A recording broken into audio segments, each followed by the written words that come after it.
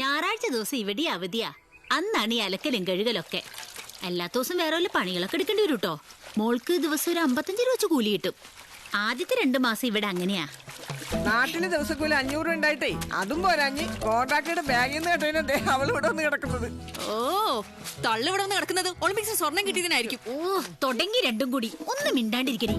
നിയമസഭയിലെ പോലെ ഇവിടെയും തമ്മിൽ തല്ലാന്നാ പെങ്കൊച്ചു വിചാരിക്കും. ഓ, എന്ത് വിചാരിച്ചാലെന്താ, വന്ന് കയറിയിട്ട് ഇത്രയും സമയമായിട്ടേ നമ്മളോടൊന്ന് വാ തുറന്ന് മിണ്ടിയിട്ട് കൂടിയില്ല. അതൊക്കെ മിണ്ടിക്കോളും. അതൊരു പാവാ. അതിന്റെ മുഖം കണ്ടാൽ അറിഞ്ഞൂടെ. ഓ, അത്ര പാവാണെന്നൊന്നും എനിക്ക് തോന്നുന്നില്ല.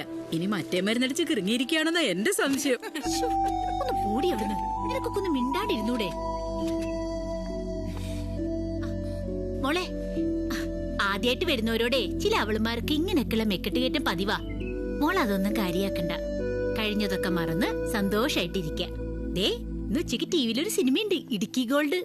അതിലെ കഞ്ചാവ് തോട്ടൊക്കെ കാണുമ്പോ മോക്ക് സന്തോഷാവും. ചെല്ലേ.